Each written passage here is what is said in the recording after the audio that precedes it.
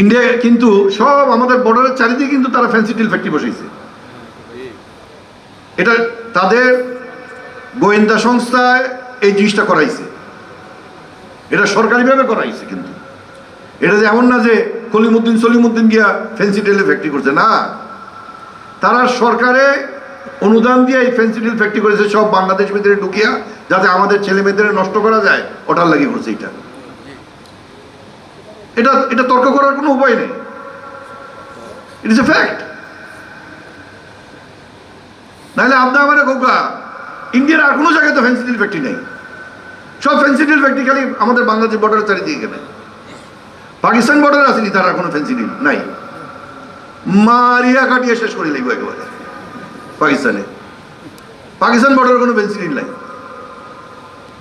নেপাল বর্ডারে কোনো ফেন্সিডিল নাই।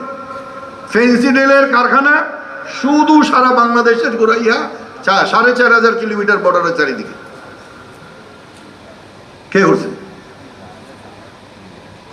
সলিমুদ্দিন মিডিয়া করছে। এটা প্ল্যান করিয়া করা হয়েছে বাংলাদেশের ইউথদেরকে শেষ করার লাগে। তো এই ফেন্সিডিল ভিতরে ঢুকার এই সমস্ত জিনিসগুলি আমরা মাঝে মাঝে কটা ১,০০০টা ফেন্সিডিল ঢুকি যায়, ১০০টা ধরা পরে ওটার ভাঙির করে, কিন্তু পিছের দিক দিয়ে ১,০০০টা গেছি গিয়া। তো এই ফেন্সিডিল সবচেয়ে বেশি খাওয়া হলো গাঁজা, না? স্কুলের মাঠ আর মাদকের মধ্যে কিন্তু একটা সম্পর্ক আছে। যদি মাঠ থাকে খেলাধুলা করার, তাইলে সে মাদকের দিকে যাবে না, খেলাধুলায় ইয়ে হবে। ফুটবল বলেন, ক্রিকেট বলেন, যে খেলার তো অভাব নাই, ভলিবল, কত ধরনের খেলা আছে।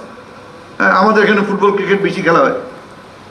তখন আর ওই মানসিকতা থাকে না, যদি খেলাধুলা করতে পারে যে আমি মাদক খাবো,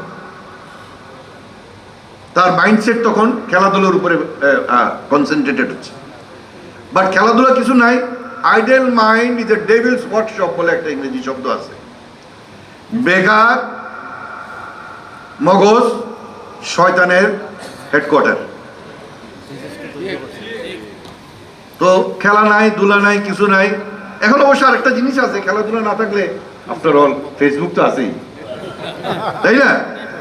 ফেসবুক তো আছেই, আর আমরা বুড়ারা পর্যন্ত ফেসবুকে আটকে থাকি। আমাদের এখন কদিন পরে ফেসবুক আসক্তির থেকে বাঁচার জন্য ওষুধ টষুধ বা একটা কিছু ব্যবস্থা করতে হবে। এখন কি, এখন ফুটবল নাই, নাই, ক্রিকেট নাই, ফেসবুকের পদোন্নতি হয়তো কিছুটা মাদকাসক্ত একটু কমছে বোধ মনে হয়, কি জানি। হ্যাঁ, ফেসবুক তো অ্যাডিকটিভ, এটাও কিন্তু এটার ই করে, এটাও অ্যাডিকটিভ। মানে কি, এটা চোখ সরানো যায় না এটা থেকে। হ্যাঁ, একবার লাগিয়ে থাকতে হয়, খালি ঘুরাইতে থাকবা খালি, আরে কি আছে, নেক্সটটা কিতে আছে, আচ্ছা ছাড়ি দিলাম, আচ্ছা পরেরটা কিতে আছে একটু দেখলি, আচ্ছা এটা, আচ্ছা ঠিক আছে আরেকটা দেখি, বন্ধ করলাম, এই তো ওরকম করতে করতে রাতে ৩টা বাজে গেছে গিয়া।